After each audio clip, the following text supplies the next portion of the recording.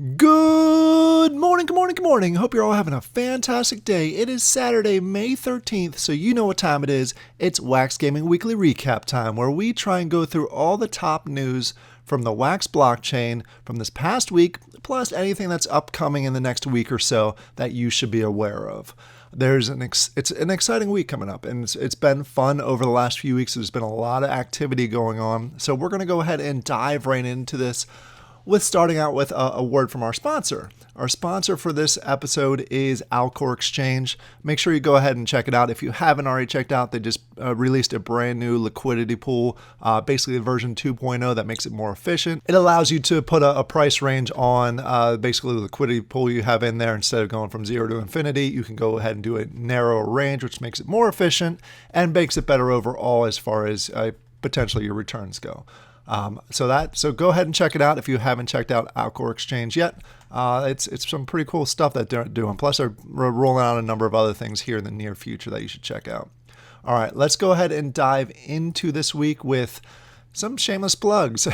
If you didn't see yesterday, I went ahead and dropped the May edition of the top projects on Wax. There's been a little bit of a mix-up in there. There's some moving around between some of the projects. So if you're at all interested in really taking a look at what might be out there that's potentially a project for you to take a look at, check out the list. There's also 3 honorable mentions. These are 3 that aren't yet launched yet, but something you should definitely keep an eye on. One of those is brand new. I haven't talked about the one at all, so you definitely want to check out that video. In addition to that, did you know that I have a website? Warrior Lion Gaming has a website. I'm going to be starting to put more and more time into it, where we're going ahead, and if you don't have time, or you're in a place where you can't watch videos, a lot of the information that I provide in videos, I'm also trying to put in on the website, so you can go ahead and check that out. Some cool stuff that's out there, definitely worth checking out. Again, it's still a bit of a work in progress, but take a look at it. We're going to go ahead and be putting a lot more out there. So if you have any suggestions for the website, please let me know. I'll be happy to go ahead and start adding those into it. All right, let's go ahead and dive into the games themselves. First of all, Avalon, the game, just announced their collaboration with Wax and also Atomic Hub. They're going to be doing a big drop and launch here on May 17th. They're going to be, if you missed the first phase of alpha, this is your chance to go ahead and jump into the next phase. There's going to be early access passes drop during this on May 17th. They'll give you full access to a month. Also give you the chance to go ahead and gather badges for a character. I don't know the exact number. Last time it was 21 badges plus the pass. You go ahead and blend those together for a character, which is great, which will give you all access once beta and the actual game launches. So you're basically paying $50 to get a $100 character in full access and an extra month of access. Plus, in case you didn't know, when you're in alpha, there are certain NFTs that you can go ahead and get that you can also keep beyond alpha. Just saying all that. I have a whole bunch of videos on that, so we'll go ahead and talk about that. Also, they're dropping a brand new character, the Knights of the Round Table. The Epic one is going to be dropping here on May 17th, plus the Cross, which gives you a whitelist and access in game, and we already have the farm that's available. So definitely worth checking out. It gives you access to the game. I've talked about this so much on this channel. I love the game, so I highly recommend it. Obviously, if it's the right situation for you, but definitely check out the sale that's going to happen on May 17th. In addition to that, they dropped a new type of armor in the game that allows you to go ahead, if you beat Carl the Turtle, which I love the name for it because there's a whole backstory behind it. But if you beat him, it has a drop for this armor, which is the Carl armor. It's a very tanky armor. So that'll now be available in the game. So you can go ahead and fight for that and get that. Plus a whole bunch of other NFTs are available in the game, which is great. Next on the list, we have FGL. We have a few updates from each of the games in FGL. First of all, Outlaw Troopers is well on their way in. Just finished the first week of the new season. The one thing I did want to highlight is if you're at all aware of Outlaw Troopers, they have a leader board at the end of the season. Depending on where you are on that leaderboard, you get certain rewards. And the other thing that they add, the more FGL that's used in the game during the season, the higher and the better the rewards go. I'm guessing here, I think the last season it was tier 6 or 7 it ended on with. We're already on Tier 5. Tier 5 is already unlocked, and we're only a week into it. So there's 3 more weeks to go. So plenty of time to go ahead and continue to go up in the tiers, which gives you better rewards. Even it expands the range of rewards. So if you're out of the range right now, once it gets up to Tier 7, you may be into the range of getting rewards. So it's a neat thing that they are doing there. Next on the list, we have Mecha World just finished their dice tournament. It was a lot of fun if you went ahead and played it. It was a PvP style game where you go ahead and actually play against someone. And then they released the rankings. Those that did really well in it went ahead and got some cool rewards that they can go ahead and use in game. And then other people were able to just get their winnings in FGL, which is great to see. And then last but not least from FGL is Cosmic Clash. They only have a few more days left in the season. By the time you're watching this, it might be 2 or 3 days. So if you haven't had a chance to really catch up there, I encourage you to go ahead and jump in if you have NFTs for it. If you don't have NFTs for it and you are interested in playing the game, this means a new season is going to be right around the corner, which is the perfect time to jump into any games is at the beginning of a season. So you are on equal playing field with everybody else in the game itself. So keep an eye on Cosmic Clash for FGL. Next on the list, we have Wombat. They released this. This is more for project owners, not necessarily for players, but I wanted to mention it here. They mentioned they released the Wombat X program, which is a mentorship program for projects that are trying to roll out a lot of items, are basically trying to catch up or get a handle on the way that everything runs. So they went ahead and released that, at least applications for it, so you can go ahead and apply if you own a project, and you can get mentorship from the Wombat folks. Next, we have Mining Architect from Anook Studios. They have an interesting collaboration. Seems like everybody's collaborating with Alien World right now. They are going to go ahead and drop some decorations. Most decorations in Mining Architect are just for visual, for cosmetic reasons. They don't really give you any buffs. This is actually neat because it's going to go ahead and give you passive TLM.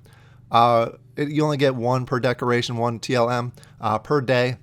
So it's smaller, but it's still passive. You're getting basically crypto for doing nothing. So these are going to start being available. They're extremely limited, and they're going to be auctioned, which is slightly different than their past drops.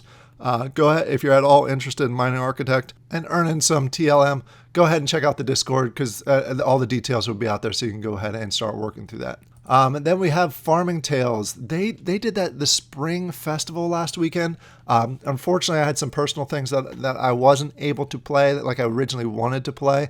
The turnout wasn't great, which is a shame because the rewards were awesome. They were awesome. So some lucky people that went ahead and committed in there were able to get the rewards. So congratulations to those.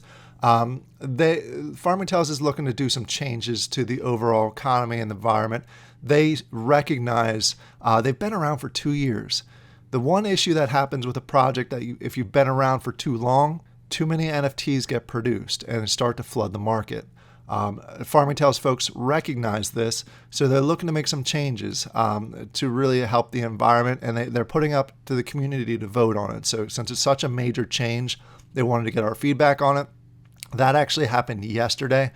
So if you're in Farming Tales and you have the governance token, you were able to go ahead and vote. Essentially what they're proposing is to add life cycles to the animals, which I think is a good idea. It's going to take some mental adjustment. Some people aren't going to be happy about it because essentially after a number of harvests, your animal is going to be essentially useless, or your NFT is useless. But it also is going to reduce the overall overpopulation of the animals on the secondary market. Is really going to go ahead and reduce those considerably. So I like it. It's just going to be an adjustment for a lot of people. I think more games should have this feature, we'll call it, in there.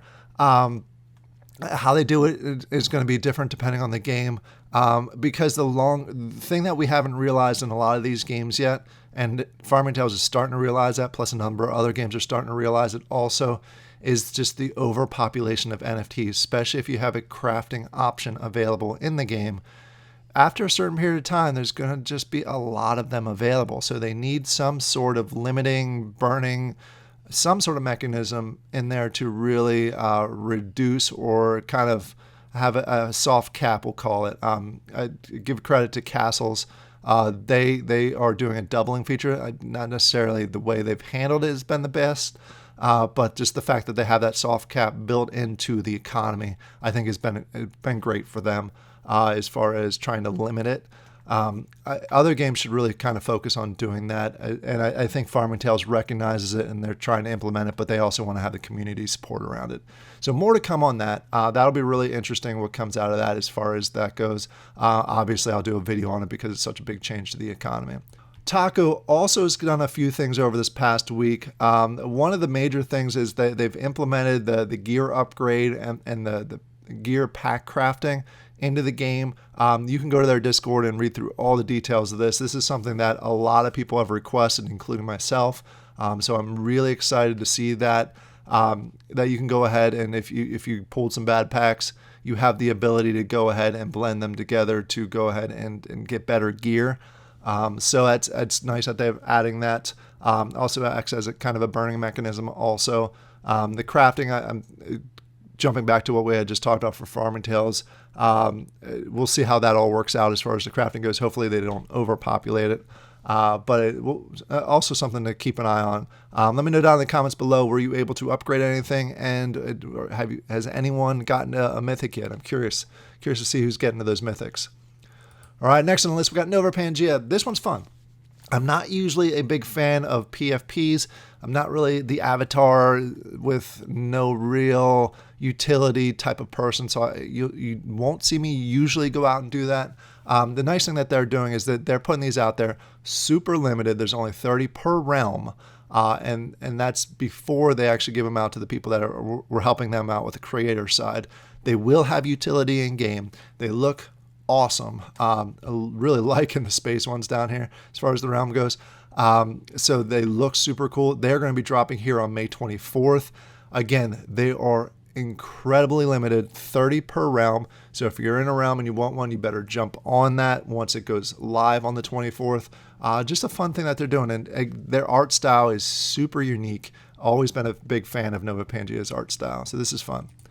All right, now we got Realm. Realm is going to be kicking off its new season here shortly. They're also kicking off a staking mechanism in the game that allows you, depending on your staking, reminds me a little bit of what Wombat does. You stake in there, you get different rewards for staking in there. So it's interesting to see how this is all going to work out. They do have a little table here that shows you the different tiers and the rewards that you're going to get once you're in game. It's a nice mechanism to kind of reduce the TLM that's on the market. Not TLM, I'm sorry, RLM that's on the market. And it's going to coincide very nicely here with the new season that's going to be kicking off here shortly. And we got Million on Mars. Million on Mars is going through some adjustments. A lot of these won't be visual. They'll just be structural and performance-based, which most people don't like. They like the flashy ones, the new items that come out there. But sometimes these are the most important updates that happen. So I did want to highlight that Million on Mars is going through that process to basically make their game function better and more stable, which is great. Get rid of a lot of those, as they call them, pesky bugs. So great to see that they're focused on that and not just on the ROI, basically the changes that earn them cash. They're focusing on the ones that make our life better and easier as players. And then we got Cosmos 11. They have a May event that's going on. Check it out if you're in there. They often do a lot of tournaments in here. So it's really cool that they're doing one for the month of May that has a lot of great rewards in there. So if you're either a soccer or football fan, depending on where you live, go ahead and check out Cosmos 11 and jump on in there for the May event that they have going on. Zombie Coin also has a new item that's coming out here. It is the word quiz. Not too familiar with it, but if you're in Zombie Coin, it's definitely worth checking out. And then we have Colonize Mars. To their credit, well, let me take a step back. If you've seen any of my videos as far as Colonize Mars goes with their new game update, it's great. It's an awesome resource-based game, but it's very, very, very hard to jump in there as a new player and understand everything that's going on. I've heard it from a number of people that it's very confusing and they just don't know where to start. So what they're doing is they're actually rolling out a number of Beginner guides, I wish they would have worked through me, but that's a whole other thing we won't talk about. But I love the fact that they're doing this because it's for the community. I tell projects all the time that I talk to, if you have any type of learning curve when you're for your game, for people to jump in there, do beginner guides, because that's going to help people come on board. It helps your mods answer questions.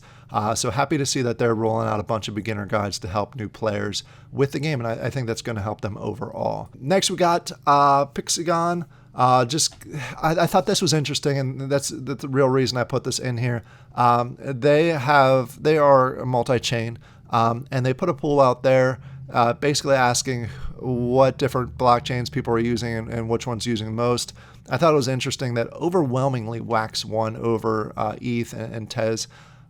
So I thought that was great. I'm curious if they were on like Polygon or something, what the feedback would have been for that. But just happy that the Wax crushed the other blockchains in this pool. So neat to see that one. This is one that I haven't talked about much, if at all. I talked about it in yesterday's video, really, with the top 10 list as something to keep an eye out for. Rogue Planet. This is going to be a 3D space PvP style game that's coming out here shortly. They're going to start doing drops in June and July. In the video yesterday, again, encourage you to go ahead and check that out. I showed a quick clip of the game itself. You're basically going around shooting, blasting. There's going to have guilds and clans, and there's going to be it's going to be a whole lot of fun. So this is going to be coming out shortly. You're going to hear more and more about this, but they did drop their initial early supporter badge this past week, which gives you whitelisting for those sales that are on in June and July. They're available on the secondary market. I did not check Nifty before I recorded this, so there's still maybe some available. Reach out to Agent K. I'm sure he'll be happy to hook you up with some of those whitelists, or maybe we'll do a giveaway down the road. So that is now available. And then last but not least, this is one that I missed last week, and I apologize for missing this. This is Funko dropped a Flintstone drop, and I actually thought this was really interesting because I grew up loving Flintstones. It's probably their best drop that they've done in, I would say, months. Unfortunately, I missed it. I was busy with some other things, but really happy to see that they did something that I like. It's been a little rough for the last couple months, but this was a really good one that they dropped. All right, that was the news that I wanted to cover. Two more things I wanted to mention. If I missed anything, and go ahead and let me know in the comments down below. I know there may be one thing I missed, but we'll talk about it another time. And the other thing I wanted to mention is more of a be careful. I don't know if you've all noticed, but there's been a few project discords that have been hijacked over the last couple of weeks. So this is just a word of warning that's out there.